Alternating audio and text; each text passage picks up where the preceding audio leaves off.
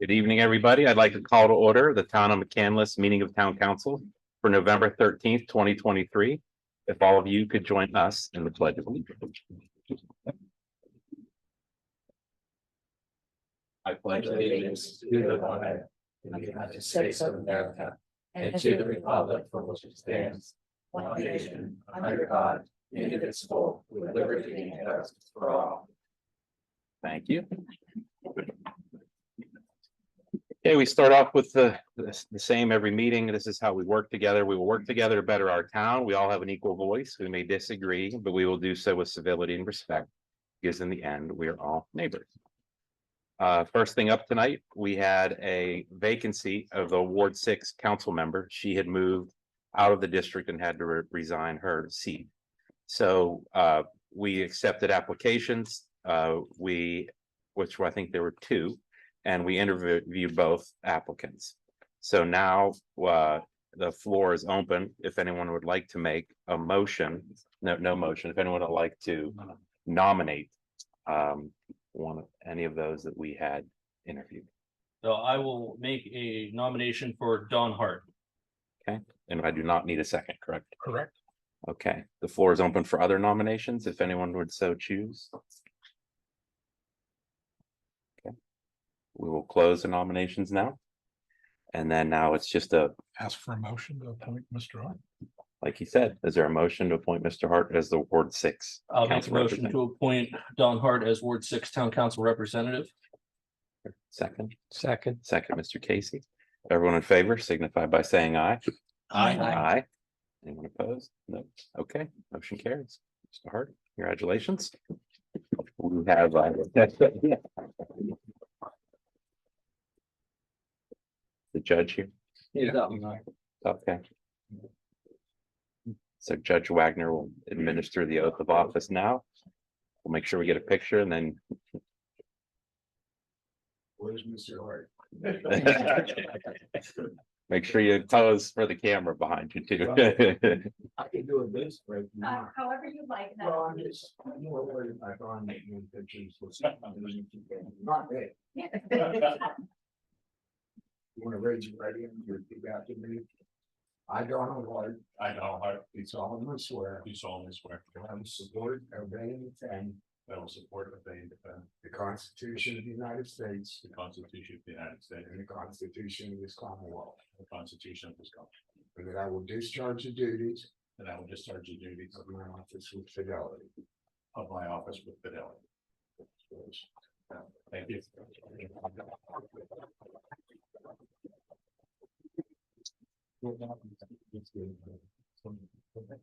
Now, I want to interrupt your meeting. Everybody have a good day. Thank you, Judge. You too. Thank you. Councilmember Hart, you can join us. Can I make a quick note, Judge Wagner, before you leave, just wanted to, we know your term, you didn't run for re-election, ends at the end of December. Just want to thank you for 30 years of service to the council.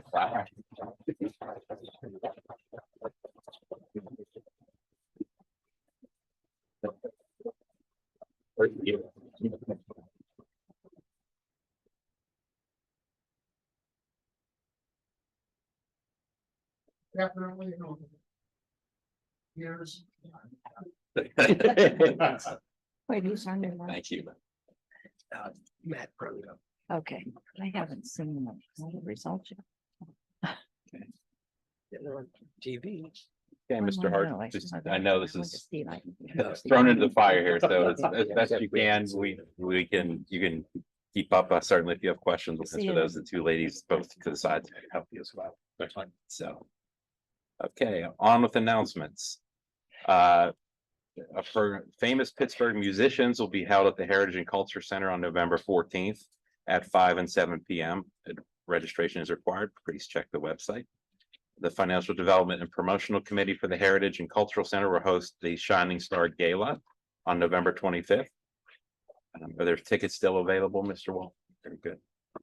And then Winterfest will take place on Saturday, December 2nd, from 4 to 7 at the McCandless Town Hall. Always a good time.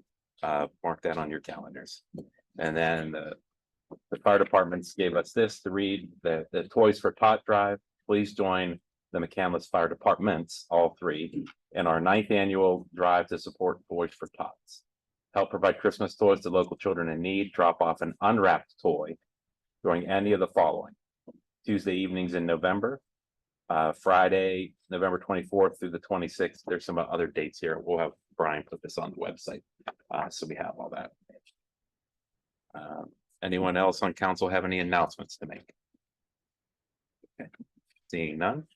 Moving on to a public hearing. Mr. Corbel, will you oversee the public hearing? I'd be happy to. Thank you. At this time, I will call to order the public hearing on proposed ordinance of the Town Council of the Town of McCandless, amending Part 5 of the Town Code of Ordinances Traffic Code to regulate the overnight parking of trucks, trailers, and commercial vehicles, and the parking and storage of recreational vehicles, boats, trailers, and construction trailers. At this time, the proposed ordinance has been posted. We'll open the floor to any public comments for or against the ordinance. Okay, seeing none. Are there any questions or comments from town council? I have a question. Mhm. How is this enforced? So this will be designed to, like other ordinances that we have that the police can enforce. So it won't be a zoning ordinance, it'll be enforceable by our police department. So they'll get a ticket that says You'll get a citation. citation, okay. In the dollar amount of. Dollar amounts figured. Because without any teeth, it's just an ordinance. Yeah, it's the same fees that we charge for any other parking violation. It has to be consistent. Thank you. Very well. I'm sorry, I didn't read the ordinance. Can you just give me a brief description of what you're talking about here? So if I take a work truck home and then leave in the morning, I'm gonna get fined for that? No, it depends on what type of vehicle you're driving. It's a class 3 or over 7,000 pounds in gross weight. Dual rear wheels, those types of construction equipment, those types of vehicles have to be parked off the road. Between the hours of 10 p.m. and 6 a.m. Monday through Saturday, and 10 p.m. Saturday to 6 a.m. Monday. That's if it's parked in front of the house or in the driveway? It can't be parked on the street. Oh, on the street. Mhm. Okay. Yeah, just street parking. Yeah, we can't regulate your driveway for parking. Yeah, thank you. Yes, you're welcome. Is there any kind of warning period? Beth? There's no question. I mean, the police use their discretion when they enforce those things, so I assume there'll be a slight learning curve and those sorts of warnings will be issued. I had a couple either questions or points for council to consider. When I looked up, me not knowing what a 7,000 pound gross weight motor home looks like, it could be up to 30 feet long. So so this is saying that if it's just a pound under that, it could be parked on the street. Correct? Mhm. Okay, and I looked up a class 3 truck, like a Chevy Silverado or a Ford F-250 is a class 3 or above truck. And the dual with dual rear wheels, some guys or women drive those just because that's what they like. They don't necessarily need it for construction. So I guess the way I was reading it is, I don't know, I think we need a little more detail and a little more understanding of what we don't want on the street. My 2 cents. It's why we're having this. Kind of think we have to go back to what I'm sorry. I'm sorry, was there an issue that brought this up?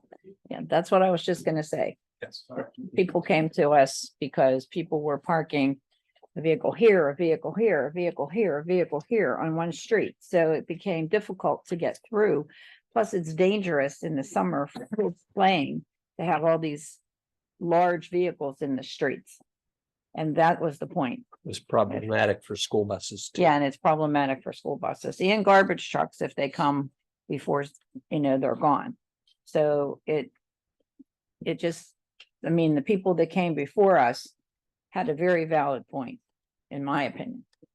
Whose ward was the? It was my Yeah, ward do you had the wanna- issue. We received a petition with lots of signatures, based upon this, and it's, specifically towards commercial vehicles, which, you have to pick somewhere in that line. I think the ability with police discretion on this is the saving grace of, Mhm.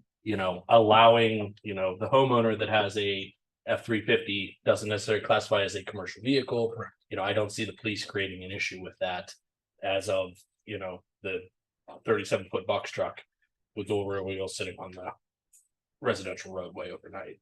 I think putting it in the hands of the police, just like we had a previous issue with noise, we were able to solve that, with the discretion of the police instead of a specific or it's kind of the fire burning pit ordinance, you could put every picture of every single fire pit on there and you're going to find something that doesn't. I think the way it's written is kind of the best we could get to what constitutes commercial with that description. And again, I'm in that world of understanding where that is, and I think they did a fairly good job of being able to describe, what a commercial vehicle is with those numbers. I feel comfortable, especially with police discretion on it as well. But again, this has nothing to do with your No, own no personal driveway Yes, or Yeah. probably your backyard for that matter. So, on your own personal property, you can park whatever you want. Yeah. This is on a public street. So, and I did field questions about this in my ward already, it's not about personal vehicles in any way, shape or form, because that's, more dense neighborhood I live in, people park their cars in the street. And I reassured them that is not going to be an issue. This is for commercial vehicle overnight parking is the main focus of this. That's my 2 cents.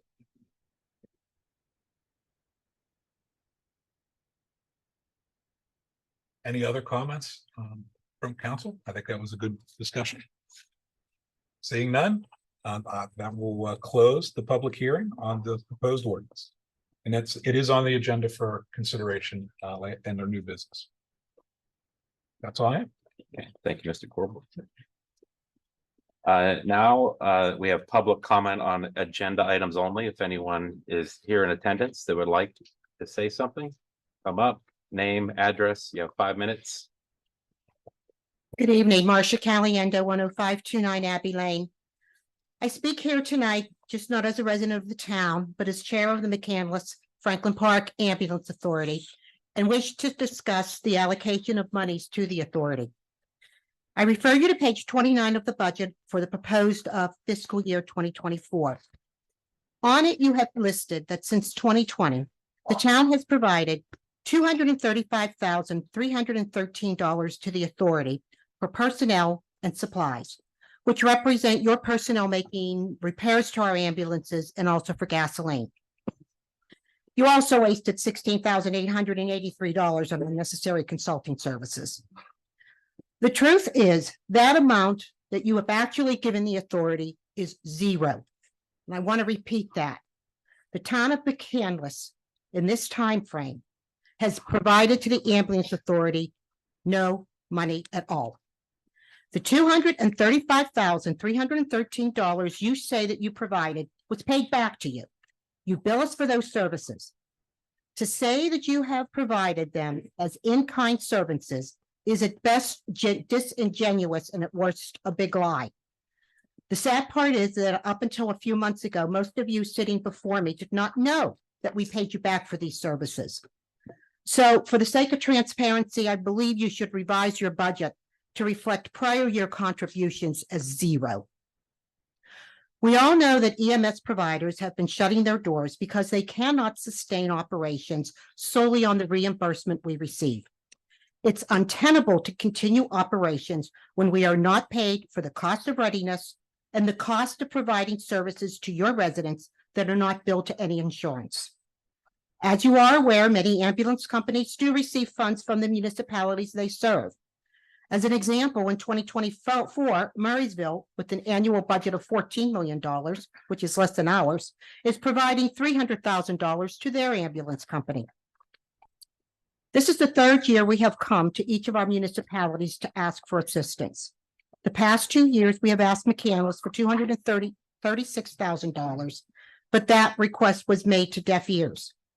In that time, we have worked diligently to reduce costs and have taken more calls, and we now ask for $161,680. Your budget is only allocating $100,000. As you know, our request is based on a formula of our operating and capital budgets. And after using much of our savings, we are still left with a deficit of $350,000, which we allocated across our 5 municipalities by household. Our request represents less than $14 a household, or 0.85% of your budget. I would hope that you would think that our residents are worth $14. As you know, McCandless represents more than 75% of our business. The other municipalities have asked us to base our request based off of usage, but we are not doing that because we believe that at any point in time, any one of the 25,724 total households that we serve can pick up the phone and dial 911. If we're not provided with the $161,680 from McCandless and the remaining $188,320 from McCandless or from Franklin Park, Pine, Marshall, and Bradford Woods, we will be forced to cut services. As an aside, we know we can count on our friends at Franklin Park because they have been the only municipality who have consistently funded us. Our residents have expected and have received the best care that any EMS service can provide. Our paramedics and EMTs are some of the most trained and experienced in the field. We pride ourselves in that. We want to continue to arrive to your house within 6 minutes. We want to continue to save lives. Please help us to do so. So I strongly ask that you revise your budget to provide us the $161,680. Your lives, your family's lives, and other lives depend on it. Thank you. Ms. Callahan. Any other public comments? Yes, sir. Name and address. The floor is yours. Oh, my. Good afternoon. We can't hear anything back here. Oh. I want to talk about the ambulance authority. Sir, your name and address. Oh, I'm sorry. Dave Martin, Grubbs Road, Martin. other end. I've been to the open house for the paramedics when they had it this summer. And I got to have the complete tour and all the other wonderful stuff and talk with the chief for a long time.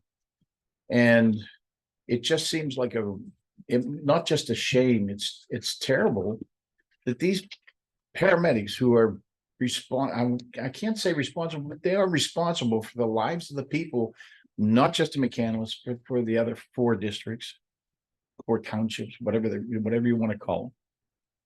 And we can't seem to come up with enough money to fund them. It just doesn't make any sense to me. They give out their public appeal every year for individual donors and family donors and this and that and the other thing. I don't know what their numbers are. I'm sure the chief told me, but that's long gone from my brain of how many people actually subscribe every year.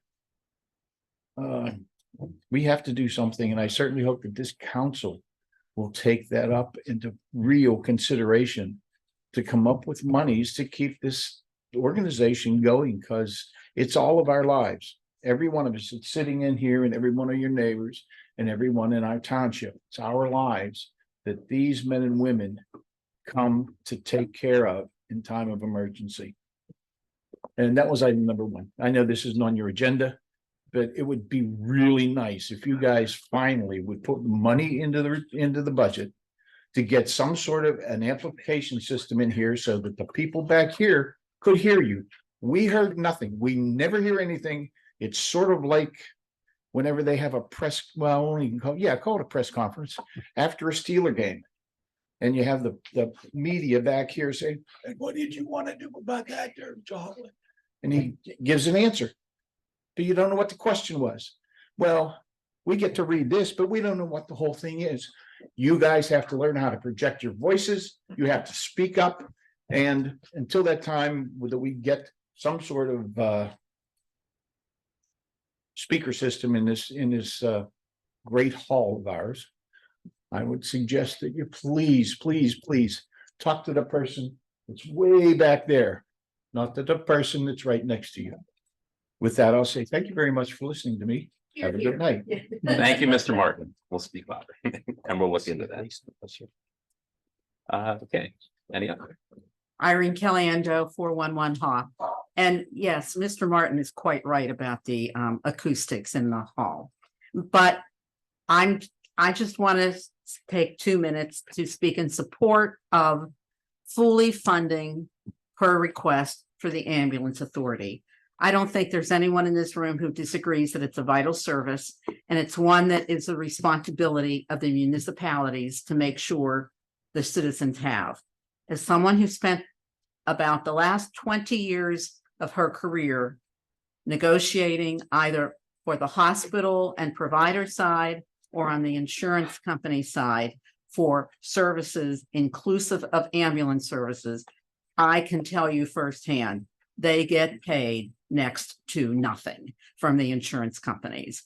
And right, wrong, or indifferent, that is the state of affairs, and no one in this room is going to change that reality. It's not a lot of money. It's your responsibility. Everyone in this room has either used a service or has had a loved one that has used an ambulance, an emergency service, and we cannot have a substandard system. Thank you. Thank you, Ms. Caliendo. Any others? Good evening, Matt Williams, Fire Chief for People's District Fire Company. I just want to address council about the budget. Going through it and seeing that there is a projected increase for the fire departments, we do greatly appreciate it.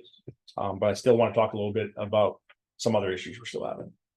Yes, we are getting an increase, and like I said, we are greatly appreciated. But in fact, back in 2020, we did not get an allocation because the town had approached us and asked for us to hold off due to the COVID, not knowing what costs were going to be brought upon everybody. The fire departments agreed to it. So now we are hit just like everybody else with the rising cost of everything. Another big cost for us is our relief. Our insurance prices are going up. So now some of the costs of our turnout gear is coming back to our operating budget. So I'm asking again for you guys to consider helping pay for our fuel. I know it's a floating number, you guys think, but we pay for our police department's fuel. We pay for our public works. Why are we treated differently? We are providing it, public safety for the residents. And I don't think it's much to ask for a little bit more help. So it's like you guys to reconsider some more things. Thank you. Any other public comment from those in the room? Okay. Seeing none. Thank you, everybody, for that. Okay, next up,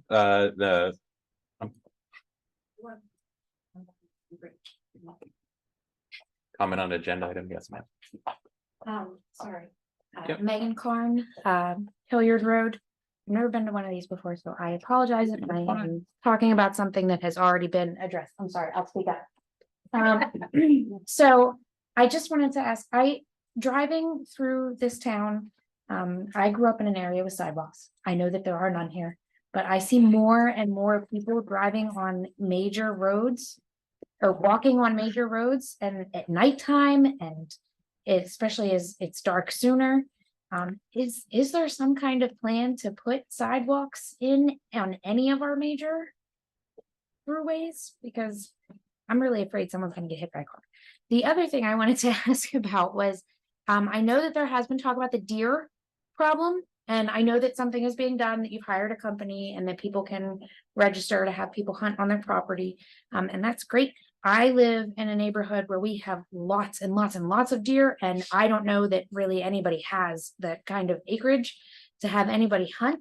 So what's the solution for people that have a significant amount of deer, but nobody near me? None of those deer are going to get hunted. And that's all. Thank you. Okay. We will, so sidewalks, our engineers here. So maybe after the meeting, we could chat, we could show you like what the master plan is. Great. And whenever there's new development, if you are required to do a sidewalk with any new development. Now, it's hard over time, it's like a jigsaw puzzle.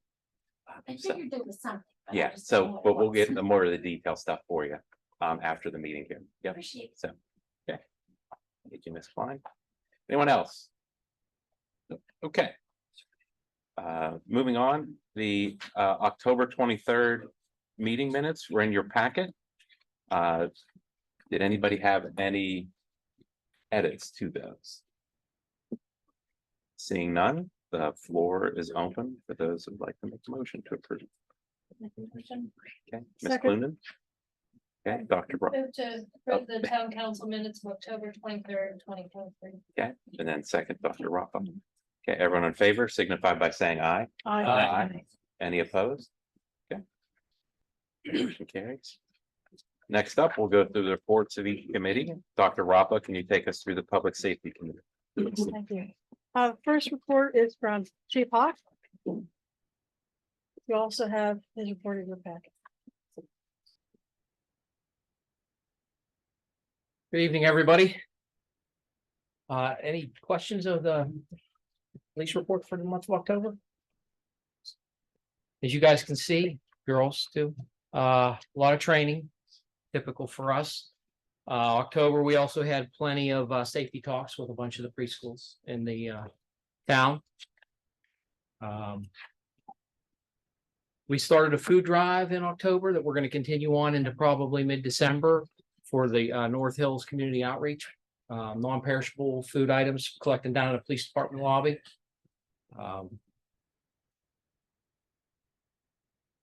A No Shave November.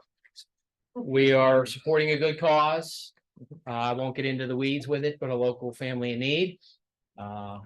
We do this. This will be our third year in a row now. Officers participate in November, maybe December. Help a family in need, like I said, and that's why you might see some of the officers in McCandless a little more bearded, a little more facial hair. Some of us whiter than others. So how do we participate? So- Other than not shaving. You, other than not shaving, on the police department Facebook page, there is a story, or we have tagged the family in need. They have a GoFundMe. And if anybody in the town wants to participate along with us, they can donate through that GoFundMe. And don't shave. Yes, thank you, and I appreciate you guys doing the No Shave November, it's great. I have been getting a lot of questions from residents and folks in the school about the new North Allegany's proposal to have their own police force. Wondering what sort of impact and how they are communicating with our local law enforcement to make that happen, and what changes we might see from your point of view. So the information is flowing. Slow but steady from the superintendent. And I believe they are interviewing candidates for the chief's position on Thursday. They want to get that position filled first. And then their plan from there is to, I think they've already advertised or at least put it out there, that they want to hire police officers, obviously, for this agency. I've heard different numbers, but I believe it's going to be around 12. They want to have one for every building, every school in the district. And maybe a floating officer to maybe cover here and there.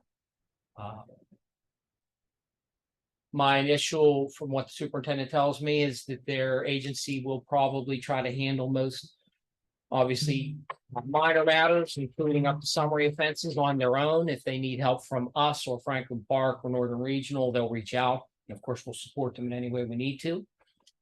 Anything beyond that, like misdemeanor and such, the early thoughts from the school district are that they would turn that over to the local law enforcement. So it won't diminish my officers from doing school walkthroughs or being in school zones in the mornings and the afternoon to try to enforce a little bit of, the speed limit. I assume we will get our 2 SROs that McCandless currently provides to North Allegheny back. I haven't heard when that probably is. I'm sure the school district doesn't know yet how soon they can return them to the town. But I believe the superintendent's trying to head in the right direction and, put that new agency in a position to be successful. So I think that things will only be better because now you'll have a presence, that public safety presence in every school in the district, and I think that's a good thing. And will they, not sure, maybe I don't know all the definitions of summary versus misdemeanor.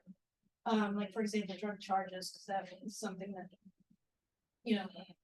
thankfully, we don't have active shooters, but we often, I know there are often calls for the Vaping, for example. vaping, yeah. So a summary offense is like a traffic ticket. You're usually paying a fine, it comes through the mail, that kind of thing. Misdemeanors, you could face jail time, felonies, obviously, years in jail. So the vaping, I think Officer Metzger's working daily on that at North Allegheny Intermediate. And I believe he has a process in place where he's working with the district, the principal and vice principals there. So I'm hopeful that once that new agency's up and running and in place, they'll have a way to handle things like vaping that are just daily occurrences in a manner where it's in-house, and unless they need us, they'll handle it themselves. But that'll something that'll bear out eventually. We'll have that answer. We just don't right now. But yeah, so the more serious things, they're going to call us. The things they can handle at their level, they will. At least that's what I'm told. Doc? Okay. Thank you very much. Thanks, folks. Thank you. Any questions? Okay. Our fire marshal's report, it's also in your packet. And Jeff, thank you for bringing the truck up. It was very nice. I didn't bring it. I'm gonna have to thank my Highland guys. Thanks, Highland. There's really nothing to add to the report. Just, you guys probably have seen that, October was Fire Prevention Month. A lot of time and energy went into planning all the programs, scheduling with all our schools and daycares. It was well over 2,000 kids that were taught through basically the month of October, dating back into mid-September. We were over 2,300 kids total. That was with also the help of our 3 volunteer fire companies, men and women taking some time off from work, things of that nature in their schedules to help me with the teaching aspect. So, greatly appreciate that. Other than that, if anybody has any questions, I'll try to answer them for you. Just out of curiosity, now that we're fining people for false alarms, and I keep track. We're almost at the end of a year. What would you say we collected in false alarms? Let's see here. Right now, for the year, we've got $6,400. And that's through October that have been collected. So Thank you. you're welcome. Just to make a note of thank you for all your work that you and the departments all did for the Fire Prevention Month. Our board over here has some thank yous that we received Oh, yes. I got it. from all the kids that you taught how to be safer out there. Yeah, I did not do those and just bring them in. Yeah. It was actually done by the kids. And maybe on the same point, we mentioned that Highland brought their new vehicle out to show council today, and anyone that was here a little bit early. I don't know if you want to say anything more about what that vehicle is and how it helps, or if anyone from Highland wanted to say it. Yeah, I don't know if Highland wants to talk about their new, it's their new pumper. That did they take delivery of it? Yeah. Okay, so yeah, it's real new, but it is in service. Thankfully, it's in service because there was a minor accident at a fire call with their other pumper. So good timing, I guess, but yeah. So that you'll see that on the road quite a bit.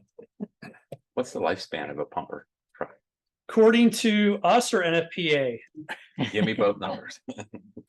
So NFPA states 20 years for a pumper.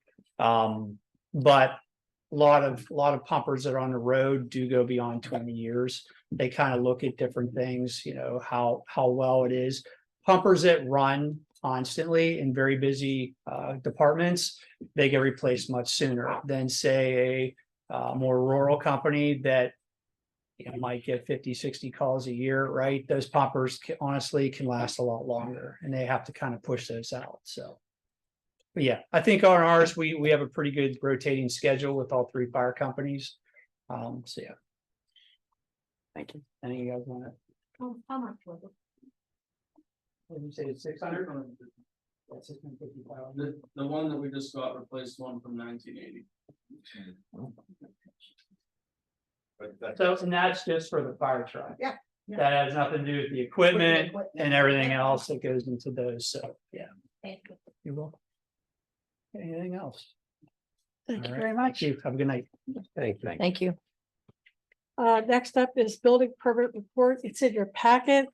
It looks like it's that time of year where everybody decides they're gonna do some renovations. Between that and solar panels. That pretty much sums up the permits there. Anybody have any questions? Okay, liaison reports. Personnel board, Mr. Casey. The minutes from our last meeting are in your packet. If you have any questions, I'd be happy to answer them.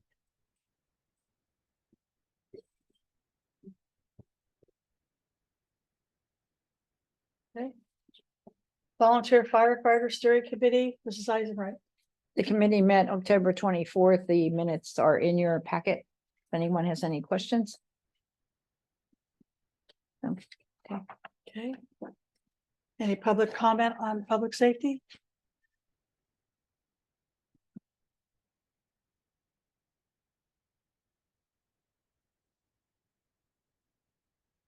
Ryan Sullivan, 997 LeGrand Drive.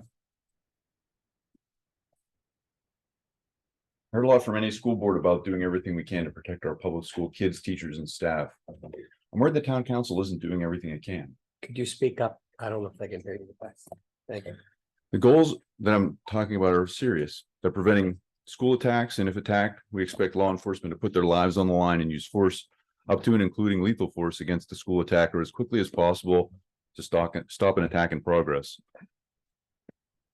McCandless Police are involved regardless of the new school police force proposal as primary now and as first responders under the proposal. Personnel board is the sole source of McCandless Police hiring and promotion recommendations to town council. They have a huge impact on the police force. They're largely self-appointed and unelected.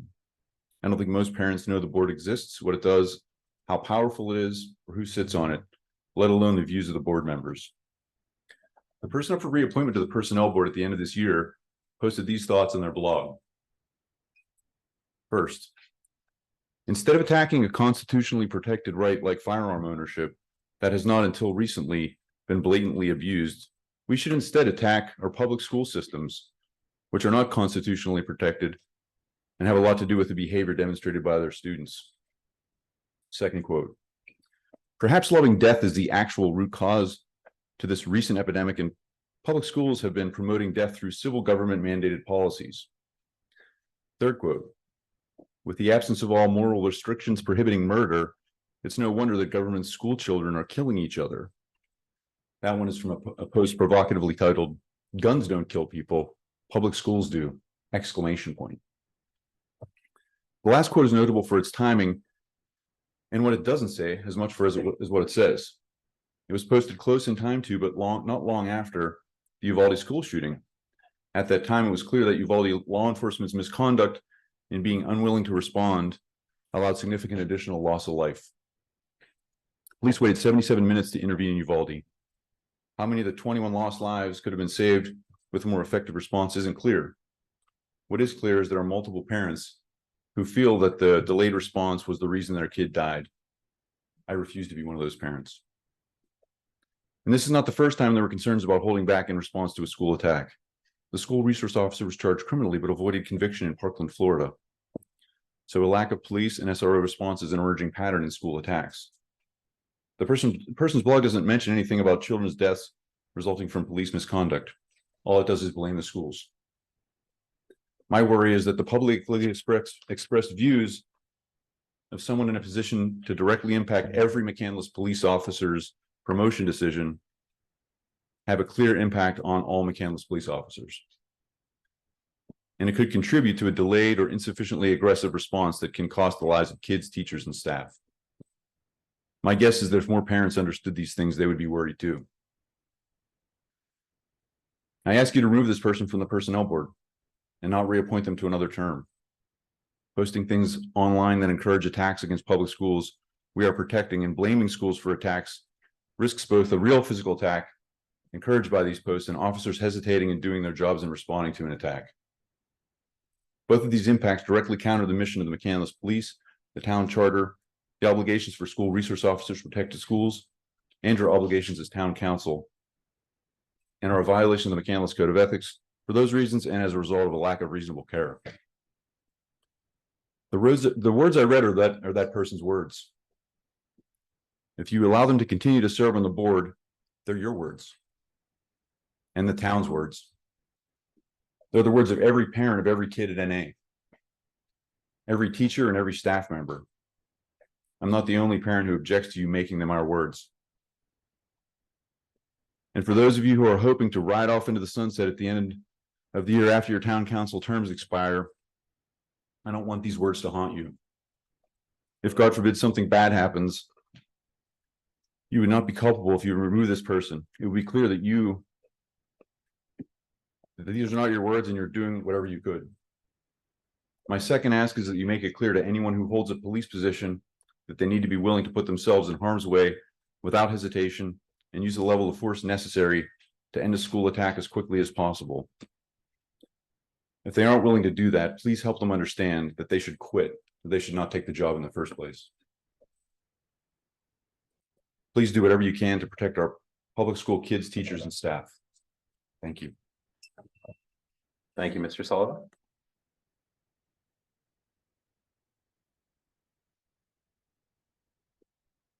Wrap it up, Kathy. Yes. The weather report, right. Reports, excuse me, report of facilities management, Mr. Singer. So first up here, we have Public Works Activities Report. Jeff, do you have anything to add? Yes. Hi, how are you? Good. Real quick, leaf program on schedule. Every piece of equipment is still running. So we may actually finish on time this year. So other than that, phase 2 of the traffic cameras are phase 2 is just about done. We're hoping to get phase 3 started, hopefully within a week or two. So other than that, we're working on the 2024 paving program and a lot of the other projects we have coming up in the spring. So any questions? How long is the league program scheduled to go to?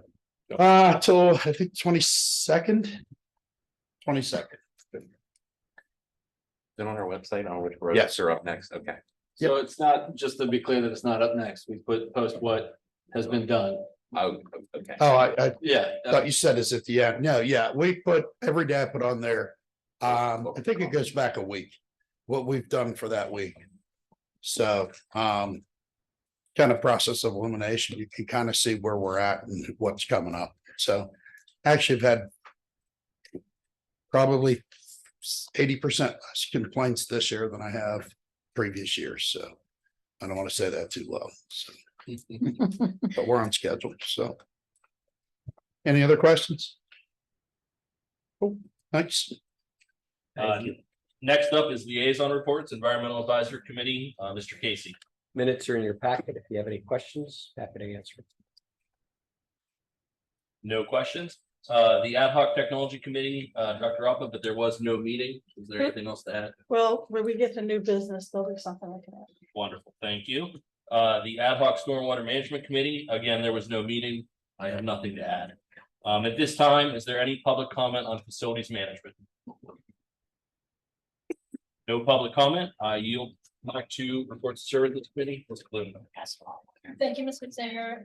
We'll start the reports of the services committee. We'll start with liaison reports and the McCandless Township Sanitary Authority, Mr. Casey. Oh, I'm sorry. The reports in your packet. If you have any questions, I'm happy to entertain. Hearing none questions, moving to the McCandless Franklin Park Ambulance Authority. I'm the liaison there, but the reports are in your packet. If there's any questions. And finally, the Northland Public Library Authority, Mr. Singer. Minutes are in your packet. I will, a couple highlights. They had a children's gala. It was well attended. It's a growing event for them. I think it's something they're having great success and outreach with the community. Plans are already in place for their upcoming garden gala. And they're working towards their future front entrance project as well. They'll have more to report as that continues to move forward. Question for you. Yes. That front entrance project is going to be pretty significant. Yes. Will the library remain open during that entire period? I think that's their hope. They're working through all those logistics now. They're still more in a design and concept phase right now. They're trying to do it with minimal disruptions as they can, but it is their main entrance currently, so they're trying to work that out. Thank you. Just click on, go over it. No, up.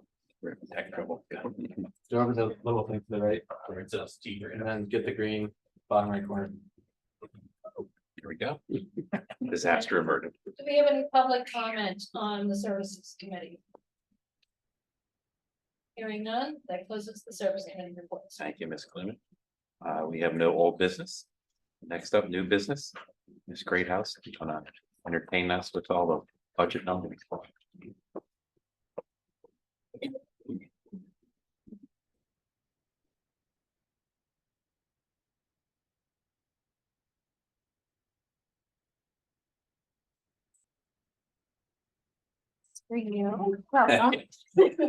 Welcome, welcome, Councilman. It's a light reading for you, Don. I go to sleep.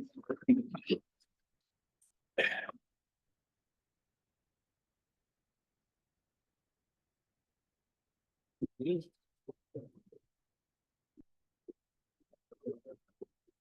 okay, I got. the whole thing.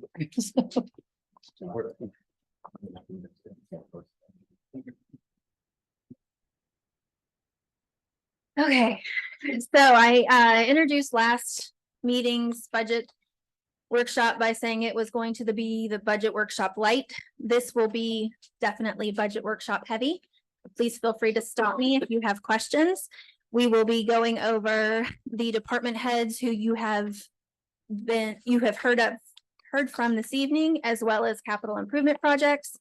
The engineers are here if we have questions regarding those. And then we will end with a quick summary of fund balance and what we project it to be possibly at the beginning of 2025. We started last budget workshop with the 2024 proposed consolidated budget.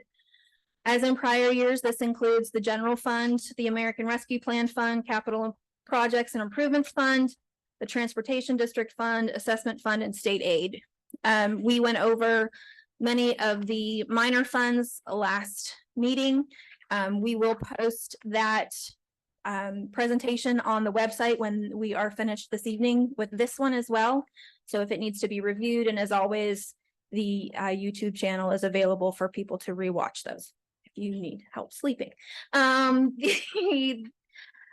Budget overall did go up 2% from 2023's amended budget. You'll see some changes in the general fund at 4%. The reduction in capital improvement projects is because of the grant money that was amended in 2023. You'll see those monies carried forward into 24 when we get there. And we'll talk more about that then. We do plan to use the American Rescue Fund in its entirety in 2024 as discussed last meeting. And there has not been any change in the purpose of some of the minor funds from prior year. So Transportation District is still for capital improvements, etc. This is a look at the total budget. As you can see, we're projecting the total budget to be $28,155,534 in 2024. That is a $19,190,000 general fund budget, which is the highest, at least in my tenure here at the town. This is where the money goes. We talked last meeting about where the money comes from. We went over revenues and some of those funding sources. They remain consistent with prior years. As you can see, public safety makes up 46% of the general fund budget. This is consistent with prior years. Public works is at 23%. General government, which we went over last meeting, is at 12%. The transfers to other funds is at 13%. This is higher than in the past. A lot of that has to do with ARPA and rising revenues in the EIT quadrant. And then culture and rec and refunds from prior year revenues round out those departments. This is a breakdown of the public safety departments. Of that 46%, 75% comes from police. 15% comes from fire protection and prevention. Code enforcement's at 4%, planning and zoning, which both we talked about previously, are at 3% and 4%, and the ambulance is at 2%. The school crossing guards is at 1%, and half of that money is reimbursed by the school district. For police, the town has in the budget, I believe, 31 police officers, including the chief for 2024. There are currently 4 vacancies due to retirements. We are still in arbitration for the police department. And so those costs, those labor costs are estimated at this time. Question for you. I'm sorry? With the 2 resource officers coming back, does that take us just to 2 officers? We still will be at 31. That includes the 2 that go to SROs. But they'll be back working on the force now and not at the school. Correct. We'll have back for the 75% of the time that they currently serve the school district. We have them on the town force roughly end of May through end of August. They take a lot of their vacation at that time because they try to service the school through those school hours. But yes, we will be adding 2 patrol officers potentially back into the service if we proceed. You can see the roughly 3% increase. This includes 3 replacement police cars. The town is currently replacing cars over 5 years old. And we're, I believe the 3 that are projected are between 75 and 85,000 miles. There are also 3 rifle replacements, as well as, I always say it wrong, munitions. It's training equipment they've requested additionally for 20 ammunition. Thank you. That's why we do the departments when they're here. So there are some capital purchases for 2024 for police, as well as estimates that will be trued up once we find out what happens with arbitration. Fire protection and prevention. This includes what we utilize for the fire marshal, as well as a part-time assistant. In addition to that, this is what we give in contribution grants and subsidies to the fire departments. The other services and charges that you see on that pie chart, as well as the contribution grants and subsidies, majority of that, if not all of it, is to the fire departments at 85%. Roughly 15% of this budget supports the fire marshal's office. This includes things like the new software costs that they have. We pay workers' comp and property and liability for the fire departments, as well as their 5% increase this year and their contribution subsidy, as well as the physicals that they receive every 3 years.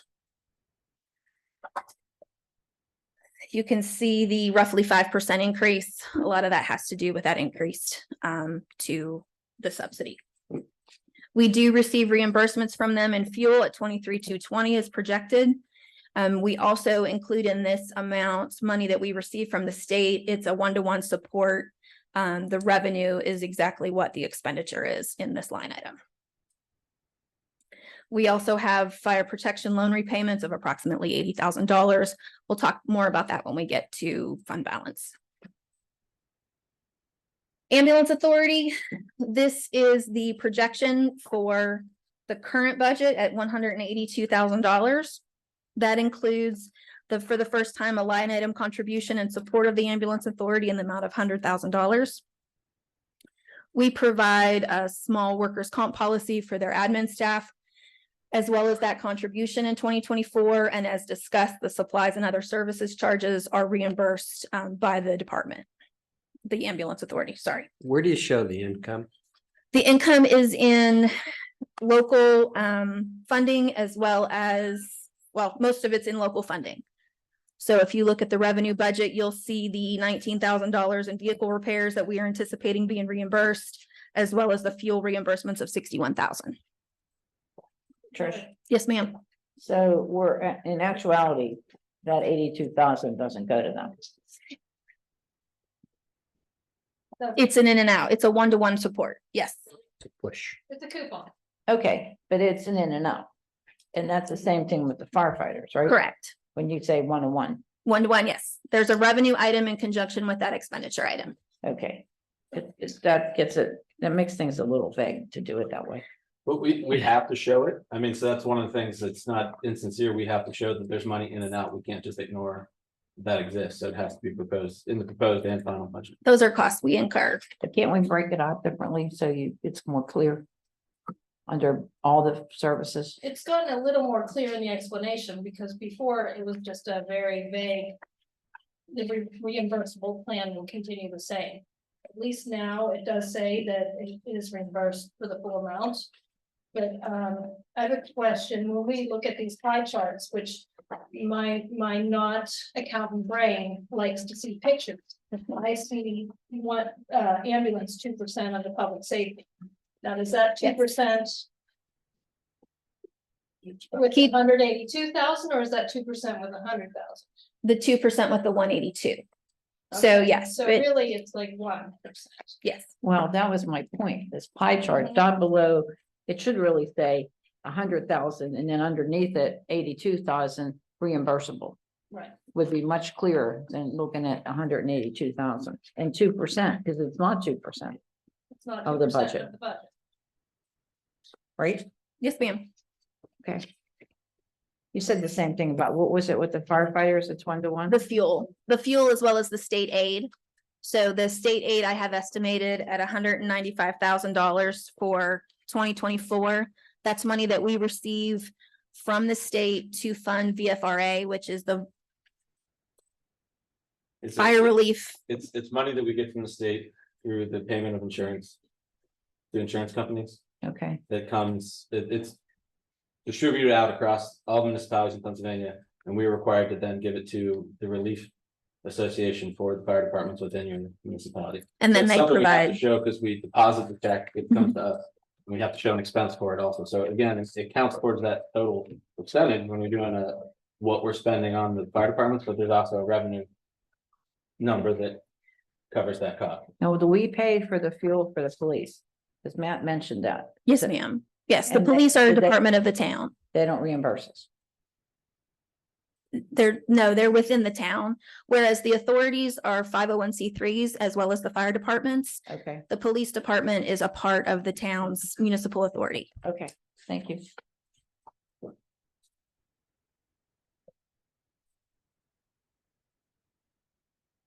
The school crossing guards, we currently have positions for 4 crossing guards as well as 1 sub. We have 4 of those 5 filled. Again, this cost is 50% reimbursed by the school district. And there is a slight increase in their pay projected for 2024. 25 school year. It'll happen in September. The Department of Public Works. You can see the administration, which is where the majority of your salaries are included. Public Works is currently a staff of 22 laborers. Of that, 17 are included in Public Works Administration. 2 are included in traffic control devices, and then 3 are included in maintenance and repair vehicles and machinery, I'm sorry. So you'll see that as we go through that. There are personnel numbers in snow and ice control for overtime, for callouts, as well as storm sewer and drains for the operator costs. The recycling includes it used to include the trash and recycling containers that we purchased from Waste Management. That is no longer, the new contract includes that cost under the Waste Management contract. This majority of this is related to the leaf collection for the maintenance on the leaf trucks, as well as the glass recycling. It's a small $66,000 budget. And again, the majority of the increase here is due to the age of the leaf trucks. Town administration is applying for a grant in hopes of replacing at least 1, if not 2 leaf trucks over the next 2 to 3 years. It is in 2025's capital improvement program budget. You'll see that in the next section. As mentioned, this is the majority of the labor for Public Works. Public Works contract will expire on April 30th of 2024 and will need to be renegotiated. So again, if costs exceed expectations in that negotiation, there could be adjustments to this budget. There are a number of small equipment purchases in the Public Works budget for 2024. In this department in particular, there is a mid-sized trailer at about $14,000. See the increases there. Snow and ice control, as mentioned, this includes the overtime for the callouts. When Public Works is called to do snow and ice control outside of their 7 to 3 schedule. It also includes all the salt purchases, which is the majority of that supplies expense that you see at roughly $500,000. Didn't we have some savings on that though? Because we had. So unfortunately, because of the amended budget, we did not have in 2023, we did not have a large amount of overtime or salt purchases outside of the minimums. And I used that underage to fund other items. And so that looks like a very large increase in supplies when in fact I took $200,000 out of that for 2023. So it's comparing it to the amended budget. That number really was 613,000. And you compare that to the 570, it's not nearly the 37% reduction that you're seeing on that chart. Does that make sense? So while it looks like we are saving $156,000, it's in regards to the fact that 2023 was not an active year for snow removal. I believe, crossing our fingers, we are going to have a full snow dome to start the season this year. And so hopefully we will not have to purchase salt until well into 24. Traffic control devices. Again, there's some small machinery equipment purchased here. There's a line striping tool to help bring some of that into in-house. Again, this pays for 2 employees and the supplies, et cetera, needed to manage the numerous signals, et cetera, that the town owns.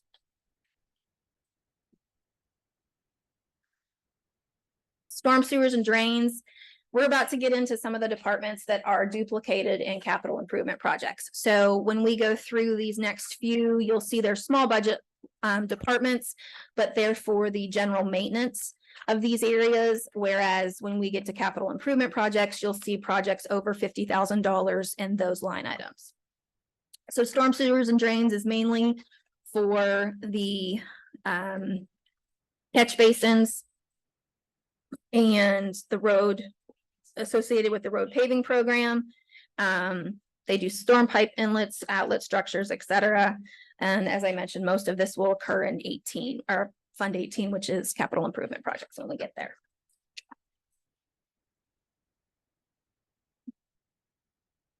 $437 is the repairs of vehicles and machineries. This is the 3 mechanics that the town employs for year-round maintenance on our vehicles. We have roughly 59 pieces of major equipment. I believe that's gone up slightly since last year.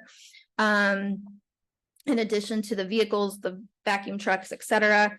The 2024 budget includes a tire mounting and balancing machine replacement at roughly $56,000.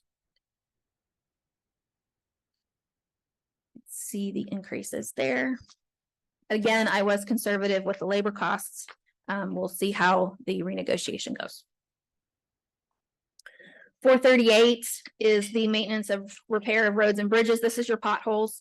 Your major road program is in capital improvement programs. We'll get to that here in just a minute. This also includes a matrix sign for the Public Works Department to help direct traffic in the event that they're closing a lane, etc.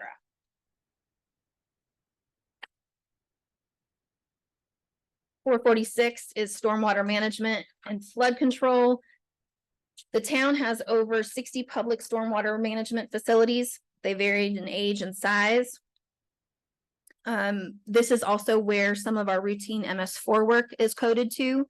So a lot of our engineering costs for routine permit checks, etc. Again, you'll see a much larger component to this function in capital improvement projects. Does that include the ponds that we're not sure are private or ours? No. CFP. But most of that is in CIP. So I mean, anything that would be a private pond or we have a question about, wouldn't, we don't have any budgeted projects on those. Anything that we're doing to the 60+ that we own and know we own is where we have budgeted money. We also include street sweeping costs in here because that contributes to the MS4 program. So there is some maintenance on those vehicles included in this program.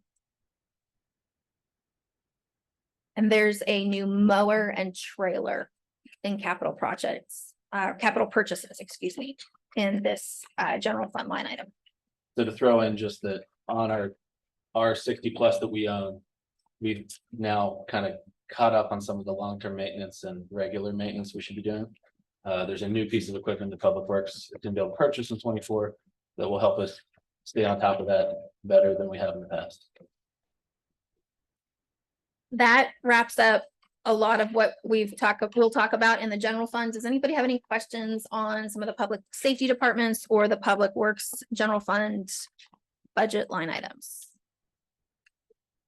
If I could, Yes, ma'am.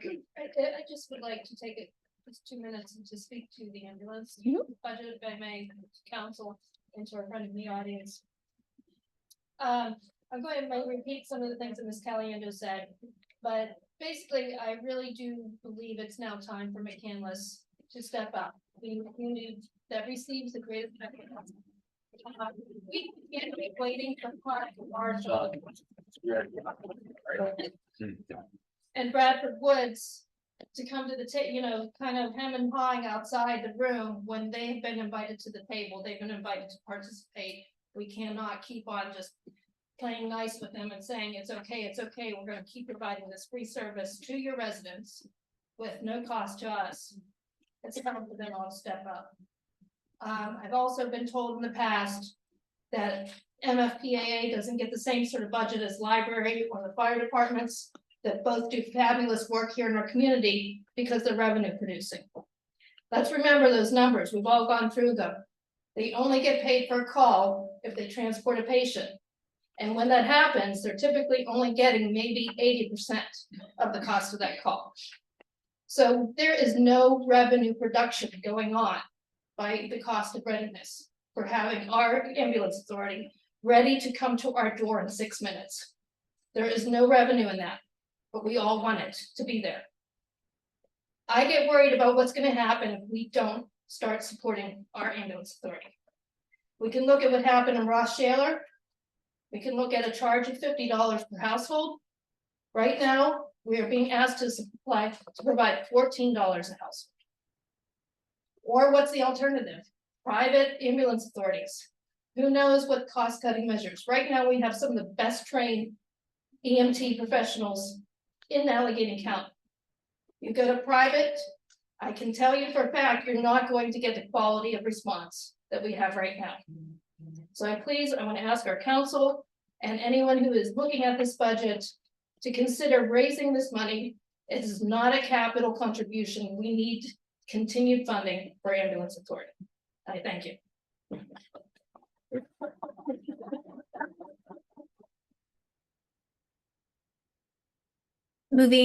Thank you, Trish. Moving on to the capital improvements program budget.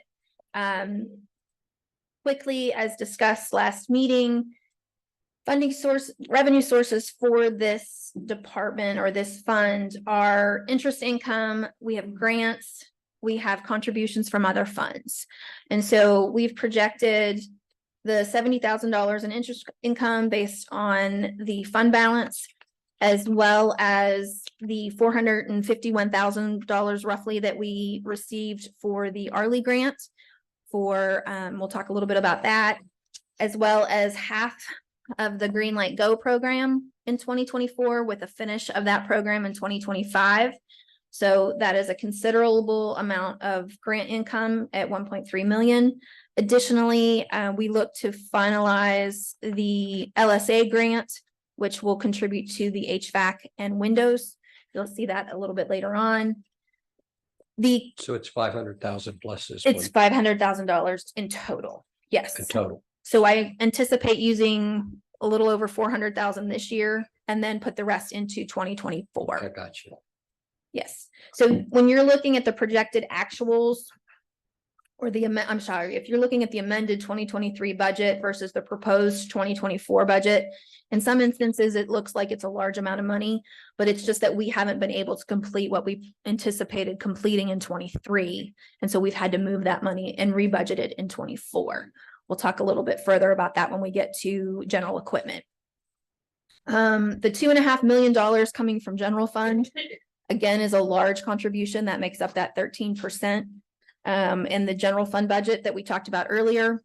We also have $125,000 approximately coming from transportation district. That's a consistent amount, as well as the state highway aid that is projected right now at $891,000 from the state for the road program. When do those both end? The state aid does hopefully not end. The transportation district, if we continue to use it at the current levels, I can probably get us through 2035. Thank you.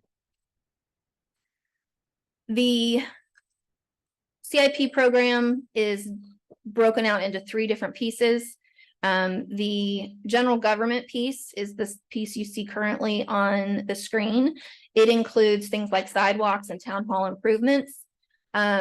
We've just completed the 2 sidewalk programs here this year in 2023. We have a placeholder in 2025 to address the public comment earlier. We do not have a specific grant at this time, but the hope is that we will be able to apply for a similar grant that we had for the 2 programs we just finished in 2025. The 2024 budget includes the remainder of the HVAC implementation as well as the windows. The town received, as we mentioned, the LSA grant of that $500,000 in support of those items. Building and plant includes ongoing improvements to town hall over the next 5 years. This building was built in 51, and then the addition was put on in 90. And then there haven't been substantial improvements to the building since roughly that time. This is the public works section of the capital improvement program. As I mentioned, things like snow removal, traffic control devices, storm sewers and drains, maintenance and repair of roads, and stormwater management and flood control have identified programs as well in CIP as well as general fund. These are the larger components of those budgets. In 2024, the $680,000 that you see in large equipment will not match the 5-year equipment purchase that you'll see in the next section. Because there's been such a delay in the large equipment arriving. The two trucks, the two 10-ton dump trucks that we approved for the 2023 budget are not anticipated to arrive until June of 24. And so I needed to re-budget those funds in 24 in order to pay for them next year when they arrive. We do have in this year's 5-year equipment schedule for one additional truck to be ordered in 24, and that's ongoing for the next 5 years. So, and that was because of how they were purchased 10 years ago. We needed to bump up 23's number in order to be consistent and to maintain those trucks. We use those trucks not only for salt, but also for summer maintenance, for storm sewers, etc. They're used year round. Additionally, in that $680,000 is a pickup truck, a Ford F-350, a brush chipper, and an excavator. We currently have 3 backhoes here at the town. Only one of them is in good condition. So to replace the 2 backhoes, we will be replacing it with an excavator. We have a small excavator. I believe this one will be slightly larger. Yes. So you'll see that in the general fund, the reduction in repairs and maintenance is due because this will be new and we'll be getting rid of some of that older equipment. Plows and spreaders that go on those 10-ton dump trucks are $64,000. Again, that's 2. Those are the ones we don't purchase those until we receive the trucks. The signal upgrades, the $1,346,000 again is the anticipated Arley grant and the Green Light Go. The Green Light Go will completely replace 6 intersections. The Arley grant will exchange out the components of 21 different signals. So we believe we'll finish the Arley grant all in 24, and then we'll get half of the Green Light Go completed because it's a full replacement. You'll see the remaining piece in 25. And then there are placeholders for continued signal upgrades in the future years. So we have 39. We have 39 intersections and 31 signals. And so we'll be replacing 6 plus the components in 21. Right. The only ones we don't have on there are the Rexford Flats, and that's gonna be a Town. Yeah, okay. Yeah. When are we looking at doing them? We're hoping 2025 is probably like to get something.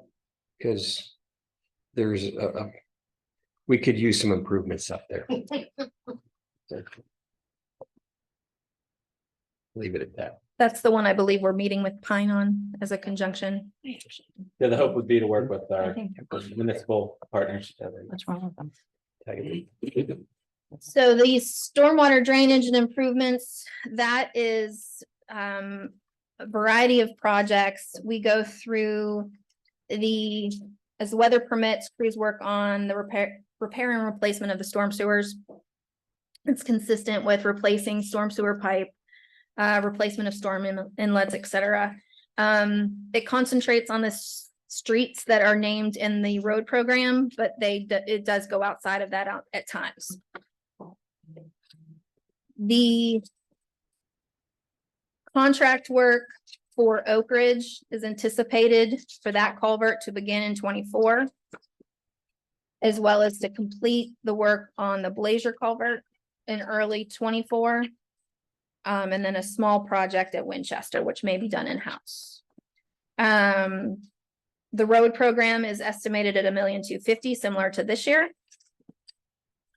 And then we have money for stormwater detention facility improvements and the MS4 PMPs for the Pine Creek and North Park watershed.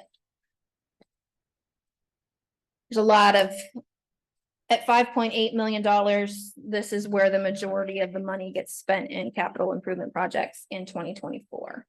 There's a lot of programs going on there. Anyone have any questions? We can refer to Jeff or to the engineers that are in-house, if we've exhausted what I know.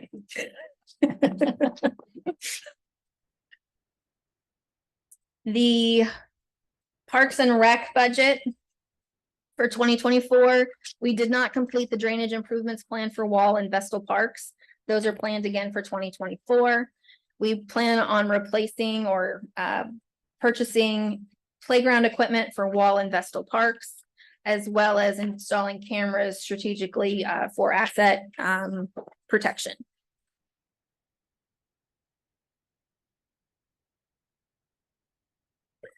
As I mentioned, this is a list all of these slides come from the budget document. So at some point, if there's something you want more information on, you can certainly reference the budget document that's posted on the town website. You can certainly call me. This schedule is one of 5 years that we project out capital purchases, whether they be in the general fund or capital improvement program fund. As I mentioned, the 10-ton dump truck for 24 shows 1, but there are 2 in the 2024 budget because I have to pay for 23s next year. Then, as I mentioned, some of the items that I mentioned are listed here, as well as a couple other ones that I might have missed. Possible additions to the 2024 budget. So as we mentioned at the last meeting, I and Brian have met with most of council to discuss the budget and to go through the departments as we've done the last 2 council meetings. These are some items that were mentioned or that need to be clarified over the course of the next month before we bring this to you to vote on the 11th. If arbitration is settled, we may have adjustments to the CBAs and the personnel costs for the police budget. And then potentially in 24, we may need to adjust for changes in the DPW budget. MFPAA, as was previously mentioned this evening, there's a possibility for additional funding there, would be roughly anywhere from $0 to $61,000, which was their initial request at 161. There was a request for additional money in stormwater detention facility maintenance. We have learned of possible retirements on staff, which would have personnel cost influences. I'd like to adjust related to that. Staff development, they would like to see some additional funding in staff training and development, whether it be for new staff or for department heads. The volunteer appreciation reception, they would like to increase that to include spouses in the next year, which is the volunteer reception that occurs in May. I'm open for any additional What's the items. expense today? Currently, I believe that cost is at $4,000. So there would be a potential for probably a 50% increase to that budget line item. Good. Thank you. Not everybody will bring their spouses. Right. There's other costs. Yes. So staff development, it would be just a couple $1,000s. The additional retirement succession planning, I think would be under 40,000. It's because of the payout for vacation and the hiring and potential training duplication there.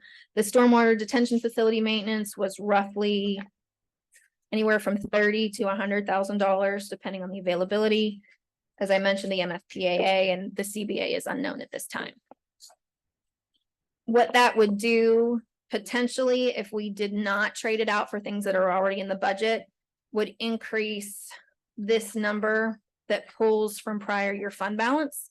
And I mention that now because we're about to talk about where I project fund balance to be at the beginning of 2025 or the end of 2024.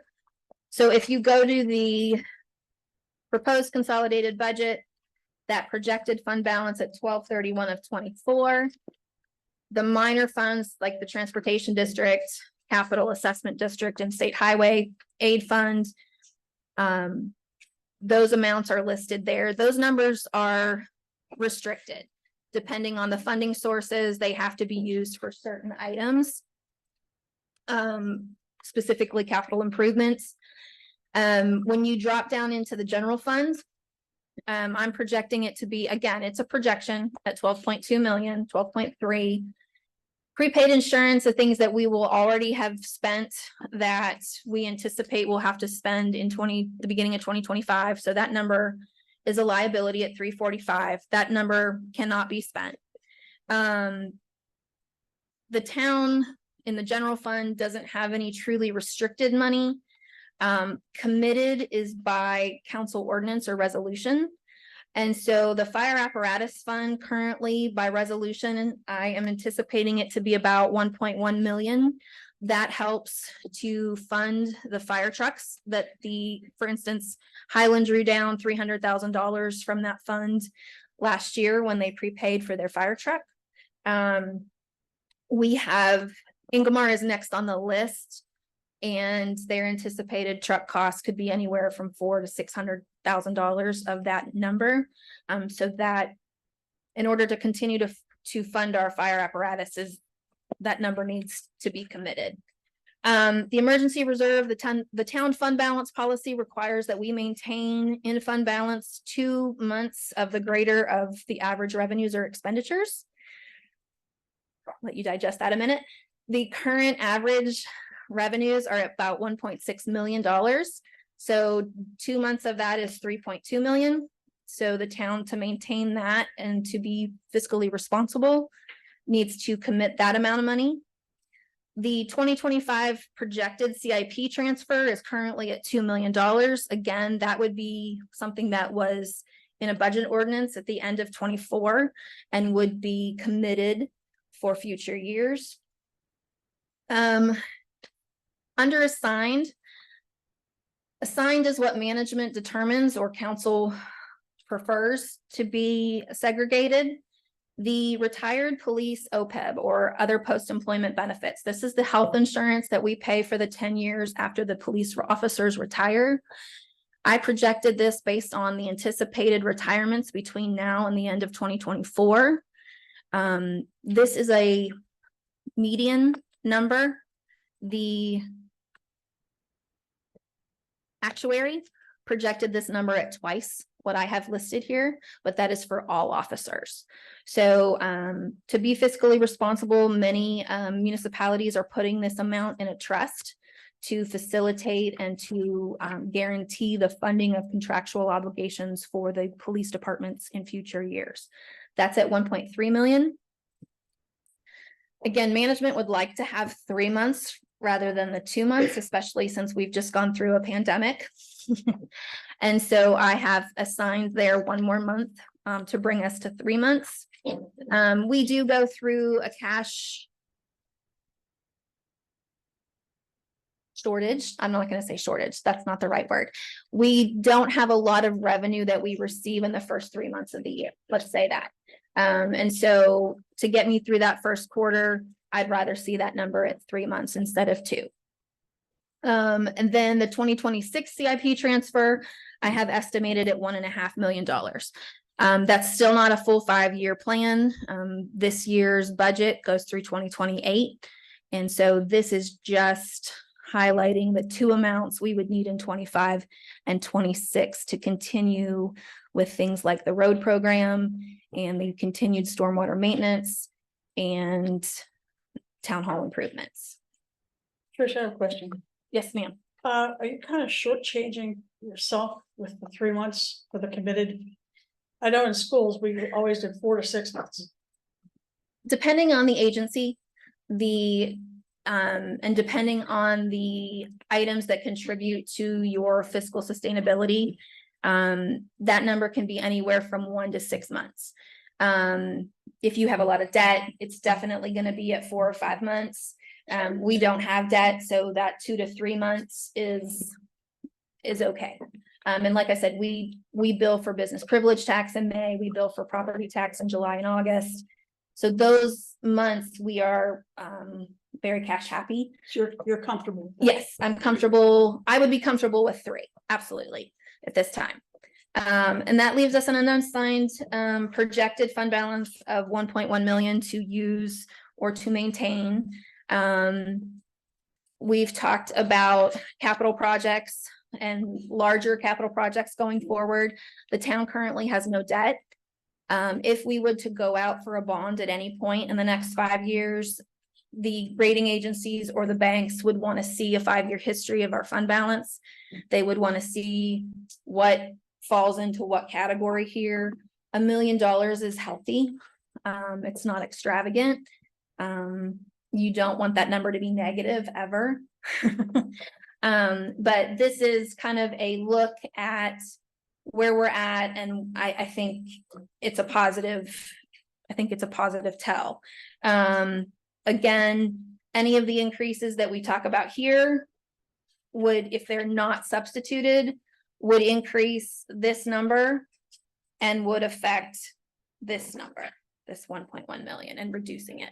So the plan is, as long as we go to public hearing next meeting, which is the next part of this process, we have scheduled a public hearing on November 27th at 7:30. Any changes that are less than 5 to 10% don't have to be re-advertised. And what we have so far is not going to take us over that amount. If anyone has any questions, absolutely, we need to have some conversations with Brian going forward as to what you would like to see proposed as an adjustment. We have done an adjustment in the past for roughly $100,000 between the final workshop and the public hearing and the vote.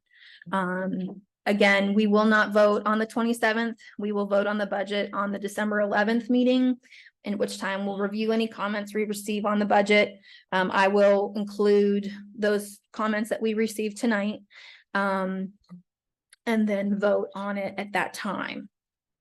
And Mr. Hart, if you would like a more detailed review, because you missed the first one, I'm happy to do that for you. Thank you. So are there any questions about tonight's workshop? Yes. The 1.1 million in layman's terms is, that's what we have left over in the checking account? Yes, Okay, and we either choose to keep it in the checking account or spend a little bit of it. correct. Okay. Then everyone wants to add. Can we get one of these that shows some low hanging fruit where we can cut? Yes, So that would be helpful, I can do that. because everyone wants more, but it has to come from somewhere. Yes. That would be the preference. Yeah. Any other questions or comments? I answered many from Jack this afternoon. I'm happy to spend the same amount of time with anyone. So thank you very much for your time and attention this evening. Thank you. Thank you. Thank you. Thank you. Glad we have you. Very thorough. Thank you. Okay. Let's go there. Okay, next up under new business, we have a zoning ordinance amendment about temporary uses. I think we saw this a few months ago. Yes, we've been discussing it for a couple meetings now. We had the public hearing in October. And now we can take action on approving. Did anybody have any questions about it before we? I'll make a motion to adopt the tentatively identified ordinance 1542, an ordinance of the town council of the town of McCandless, Allegheny County, Pennsylvania, amending the town code of ordinances part 13. Zoning ordinance as amended to revise section 1303.230 and table 1303.j temporary uses to add and amend regulations for certain temporary uses within the town. Okay, second, Ms. Clunin, everyone in favor, signify by saying aye. Aye. Are there any opposed? Stay. Okay, one abstention. Motion carries. Next up, this is the traffic code, which we had the public hearing on today or earlier this evening. Is there any final questions before we have a vote? Dr. Rock, any questions? But no, I was just you brought up that we needed a little bit more explanation on the size of the vehicles. Yes, I was somewhat comfortable. I was comfortable with what Jason said, is that it's a good definition to start with, just like our noise ordinance is. And it's really given guidance and some judgment of the police officer if they go and see an incident. So that's again, that's what swung me to change my mind and didn't think that we needed that much more detail. Okay. So. With that, I'll make a motion to adopt the tentatively identified ordinance 1545. An ordinance of the town council of the town of McCandless, Allegheny County, Pennsylvania, amending part 5 of the town code and ordinances, traffic code. To regulate the overnight parking of trucks, trailers, and commercial vehicles in the parking and storage of recreational vehicles, boats, trailers, and construction trailers. Second. Second, Mrs. Eisenreich.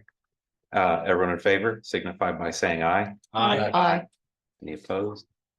No. Okay, motion carries. Next up, Dr. Rappa, do you want to handle this one? Yes, I will. Before I make the motion, though, I'd like everyone to know that we have been working on trying to find the software and an IT company to work with over a year. So after numerous considerations, interviews, we had 7 or 8 different vendors going through all of them. We finally have come up with a recommendation. Did you want to? No, I was just gonna say, we issued this RFP in June. They responded in July. Through the budget process, it got a little bit delayed, but that we interviewed 3 of the finalists and believe that we have identified someone that will work well with McCandless. And it was a long process. In any event, I'd like to make a motion to enter into an agreement with Perfection Services Incorporated to provide IT services to the town of McCandless in accordance with the proposal submitted July 7th, 2023. Okay, second. Okay, Mr. Casey, everyone in favor signify by saying aye. Aye. Any opposed? Okay, motion carries. Okay, last up, anything that we did get to touch upon, any general public comments from those in attendance, just like the other rules, 5 minutes, come up and say anything.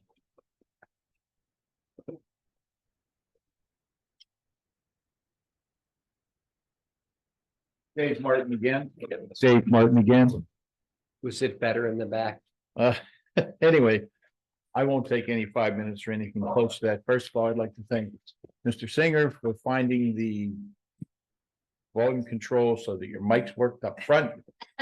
Okay, that was very good. It was at 8:20, just so everybody knows. Mr. O'Malley. Okay, I'd like to also thank our Public Works Director for the great job that those guys do all the time. But they put in a new surface on Grubbs Road this year, which badly needed it. But it was far superior to the one that they did 15 years ago. And that's not saying that, yeah, it was a different contractor, is what I'm trying to say, and they really followed up on it. And the last thing that I wanted to say was, God bless you, ladies, for the presentation. It's really tough. I've done presentations on budgets, trying to get budgets going through in the business world, and it can be a real pain in the nether region. But I would also like to say that we really need handouts whenever you have something like that, because the presentation was totally useless to us and the audience, simply because you can't see it up on that screen. It's not that big. It's like trying to read the fine print on your I don't know, prescription bottle, whatever the heck it might be. You just can't see it. So having a handout that we could follow would be much better as far as I'm concerned. So give it a thought. Thank you, Mr. Martin. Okay. Any last? Marcia Caliendo again. First, Ms. Cluna, thank you very much on your comments about the ambulance authority. I truly appreciated it. I sent Chief Del home 5 minutes too soon, but he appreciates it as well. And my husband would forego the cost of his meal at the appreciation dinner and give it to the ambulance authority. So thank you. Thank you, Ms. Kelly. Any other general comments? No, seeing none. Okay, we're gonna adjourn into executive session to discuss some personnel matters. No actions will be taken. No further action will be taken. Thank you.